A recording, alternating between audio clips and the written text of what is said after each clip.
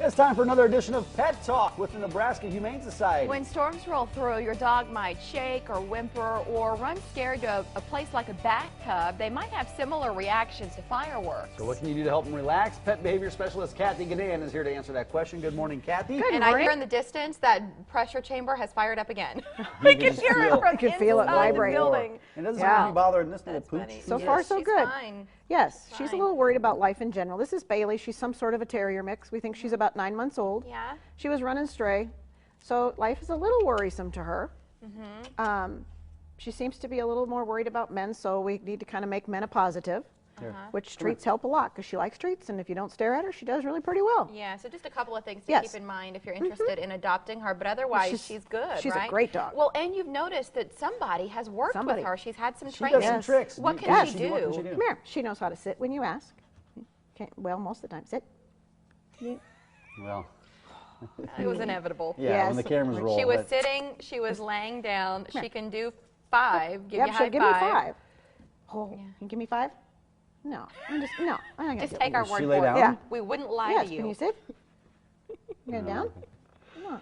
Oh, yay! yay! Good girl, Bailey. Nice job. You know, with the thunderstorms, our dog gets a little anxious. Yes. And kind of runs around the house and whimpers a little bit. And the 4th of July is very similar to these big thunderstorms that we have. It's almost worse because there's those high-pitched things too, and there's no barometric whistlers, pressure, and it's not as predictable. But they can pick up on the barometric pressure. Thank you, that's lovely. But the fireworks seem to be even harder and scarier for them because there's so much and so loud, and it's so constant sometimes. Yeah, and it's something you shared with us. It might have been this time last year. The number of runaway dogs that come in at the 4th of July is quite high. It is it's very much every year. It's the big one. We get most animals in. They people can check back in the morning and find out where they are. Hopefully they find their animal, and most of them do. Yeah. But it's cats and dogs, and they get spooked and they run. They don't know what else to do So because what they're can so you do? scared. I noticed you got this thunder shirt on. Yeah. Yes. Thunder shirts are a wonderful thing. They act as like swaddling a baby, and they around their body, their torso, and around their chest a little bit, and it just helps them feel a little bit more comfortable. It doesn't stop the fear, but it does let you get through to their brain a little bit, and other things can work then, from different bones to chew on that maybe are new and different and fun. But it makes a difference for them. We're looking at some of these tips right here. Special toys, new toys, you got to check on them. Absolutely. Don't just leave them there. It scares them too much. But, I'll put mine in the basement in their kennels, but they get really good bones to chew on that they don't see all the time. So it occupies them turning on. And the last point on there, get exercise. So maybe take them out early in the morning, run them down a little bit. Absolutely. Before it gets too noisy in your neighborhood. I've done it where I even, if it's been too noisy in the neighborhood and they won't go out, I just set my alarm and we get up at 2 in the morning when it's quiet. So at least they can go out and go to the bathroom, No, it makes sense. Because I don't want them ending up with some kind of a medical issue because they couldn't go out for fireworks. What happens if your dog does run away? What's the best course after the fact? Check with the shelter.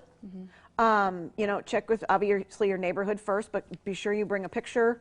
Come out to the shelter. You can also start it up online to find out, get it listed on the Lost and Found. Just on Facebook last night, I saw somebody post a picture about a dog they found. Right, because they just get spooked and they don't know what else to do, and so they run. They have and then they have no idea where they're at. Yeah. I thought you said she didn't like guys. Well, she's doing well. All over this big guy. But see, you haven't stared at her, and you gave her cookies. I gave her treats. And then she goes, oh, okay, you're all right. She just needs a little bit of warm-up time with certain She's a good dog. things. Well, and that's always the thing about, the dogs that you take in, they all have a story. They do. And it's just a matter of appreciating, respecting the dog. Where are they coming from, and how can you get them to a place to where those fears subside? Absolutely, and it does, and it helps, and there are things to do, and we're glad to help people.